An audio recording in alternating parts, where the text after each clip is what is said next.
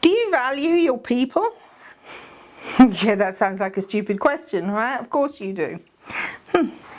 You'll be surprised how many people think that they aren't valued within their organisation.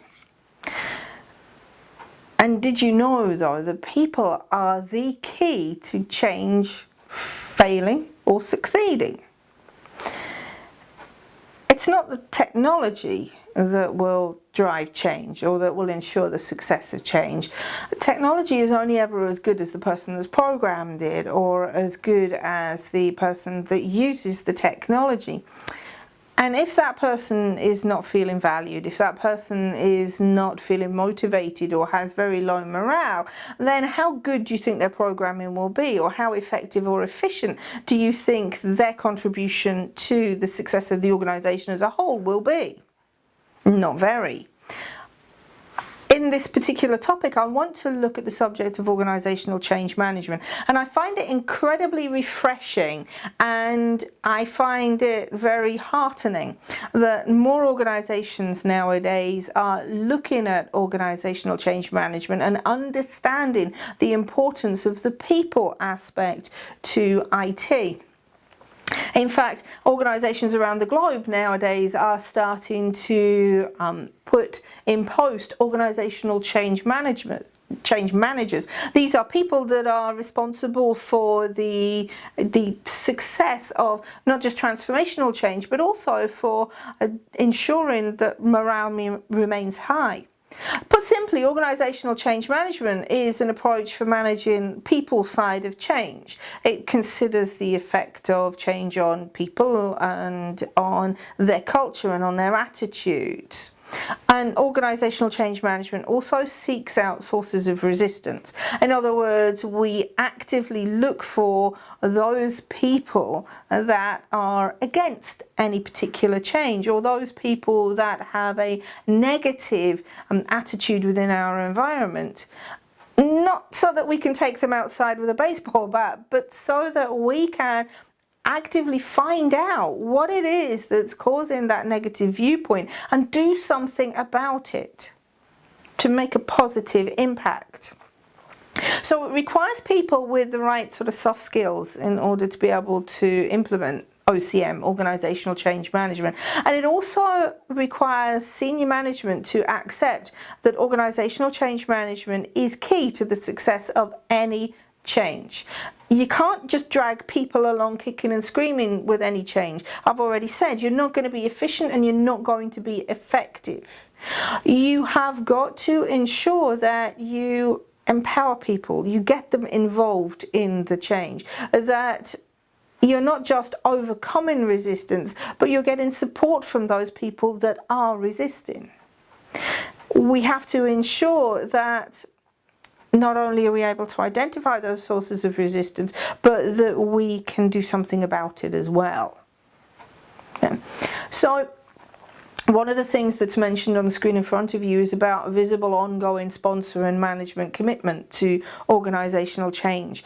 It's not just about organisational change, it's about visible, ongoing sponsor and management commitment to the change, to the improvement initiative, to a new way of working. We do like to look at the fact very simply in ITIL that managers have got to walk the talk, as it were. I'm sure that we've all been equally as frustrated by people, and I know that I have, I'll hold my hands up, by management that will tell you that you've got to call the service desk when you have an issue, when something goes wrong, or when you have a question, but then they've got a hotline direct to the service desk manager, for instance. That's not ongoing management commitment. Certainly that's not perceived as ongoing management commitment. So we do require that as part of successful OCM, organisational change management, we have to have management support, and management have to be seen to be walking the talk, as it were. And that's part of that consistent approach that instills confidence. With any change, with any implementation and any improvement, every single person that's affected is a stakeholder, but yet every single stakeholder has a different perspective and a different attitude towards any change. We have to ensure that we can promote positive attitudes and that we can promote a positive perspective of the change. You can't just wipe out negative perspectives of any change. And you can't just tell people to forget about that negative perspective either. What you have to do is to ensure that anyone that has a negative perspective, that you can address that negative perspective. Turn the negative into positive. Consider ways to bring people in, to engage people. It's not enough just to convince somebody that it's a good idea. Like I said, you can't drag them kicking and screaming. They have to be supportive. And remember that opinions change. And people that start off at the beginning of a change may start off very positively, but they may end up with a negative perspective, and vice versa also. So as I've already said, senior management have got to be the role model. But we also have to ensure that those that are on board, well, that they're rewarded, that they are acknowledged for their positive involvement. Now, in our ITIL Practitioner publication, we have our communication principles, and we also have our CSI, Continual Service Improvement, guiding principles. And we have one that we call Observe Directly, and this relates to the last bullet point on the slide in front of you now. Observe Directly means that you get what you inspect, not what you expect. It's not just enough to ask for feedback. It's not just enough to ask somebody if they're on board. They're going to say yes. You know, it's a bit like when you're sitting in a restaurant and the waitress comes up to you and says, "Is everything all right with your meal?" You're probably going to say yes. It's not just enough to ask the question. You get what you inspect. Observe directly, or as I like to call it, get off your bum. The waitress is only really truly going to find out whether you enjoy your meal or not if they are observing you as you eat your meal. If they have actually listened whilst you've sat down, or whilst you've had your meal delivered, and then you've sat down with everybody on the table and said, "Well, actually this is a little bit cold," or "This isn't as nice as I expected it to be." You get what you inspect, not what you expect. It's not just good enough to ask people. You have to observe directly. You have to get off your bum and go and see for yourself. The next few slides that are going to appear on the screen look at the things like the Gartner Hype Cycle and the emotional cycle of change. I really like the Gartner Hype Cycle. The Gartner Hype Cycle looks at the, well, as it says right in front of you now, it goes through the trigger to a change. That's when we announce that something's coming along, through to the inflated peak of expectations and the trough of disillusionment and the slope of enlightenment and the plateau of productivity. Let's put this into a real life perspective.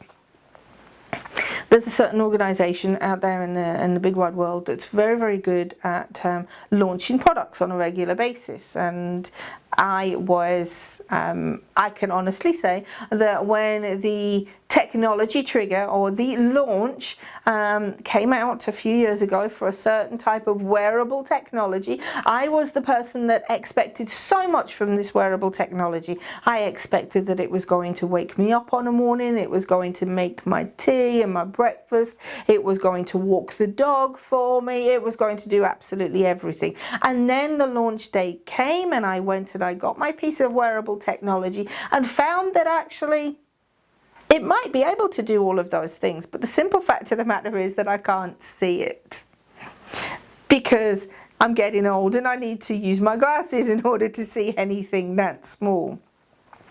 So I hit that trough of disillusionment before I realised that actually there were lots of things that I could do with this piece of wearable technology, and this is where I go through the slope of enlightenment to now where I'm at a place where I know how productive it can be for me.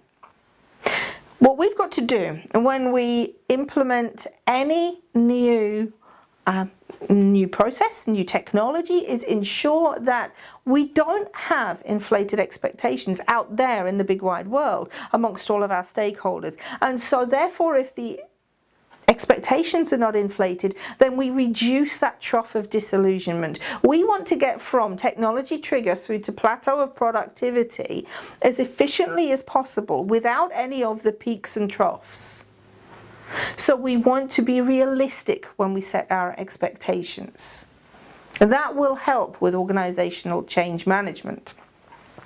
And then, as I've said, we're going to look at these phases of transition and then the emotional cycle of change. And the phases of transition, I love the spaghetti in the middle there, by the way. You notice that we go from the status quo, the business as usual, where everybody's feeling fairly neutral. But then they go through the emotional cycle of change, the discomfort and loss and the uncertainty, until eventually they get through to the opportunity and the promise. And again, we want to try and acknowledge that this happens. Pretending it's not going to happen, by the way, is not an option. That's not going to iron that out. We want to acknowledge that it happens and look for ways to even that slope out. Acknowledge that this is the emotional cycle of change, is going to happen. Look at the steps that there are in that emotional cycle of change. Acknowledge that they're going to happen and then do something about it. Make people productive. So I want to bring in at this point in time Kotter's 8 steps, and Kotter's 8 steps are the 8 steps to successful transformational change. We talk about creating a need. Remember that technology trigger and then that inflated peak of expectations? That created a need. Oh boy, did it create a need. And that's what we want to do. But we don't want to have an inflated peak of expectations. And as we move through these steps will ensure successful transformational change. We want to ensure that our management are a guiding coalition. Remember, management must walk the talk, not just tell you what to do, but they must also be actively engaged. And they form the vision and the strategy, and it's communicated in the language of the audience. That it answers the question, what's in it for me, which is what all communication should do. But then to ensure successful change, we have to empower others to act.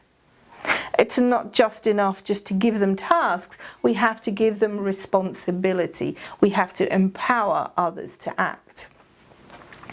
And then visible short-term improvements. Silence is not good for any project. It can have a demoralizing effect on those that are those that are affected by the change, but it can also promote rumors and gossip as well, and can have a very detrimental effect.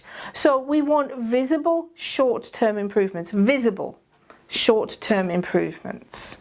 And then with each improvement, we realize that actually we've got to hear from here. We consolidate all of those improvements to demonstrate one large improvement, which we then have to embed, give people time to embed the change. It becomes business as usual. And part of this is identifying sources of resistance. And in this particular slide, and please feel free to use the pause button, and in this slide also, we look at potential sources of resistance, because we've acknowledged that we have to overcome the resistance, right? And to overcome resistance, well, we need to communicate. These are our CSI communication principles, and you find these in our ITIL Practitioner publication, and we also have another video session on our communication principles, so please feel free to take a look at that video. Ultimately, what I'm trying to tell you here is that organisational change management is key to any successful transformational change, or any successful technology change, or any successful process change. And unless you can consider the people, then change will not be a success. If you've enjoyed this video and you'd like to know more about organisational change management, or you'd like to know more about ITIL, then please contact me at the email address below and I will be happy to help you.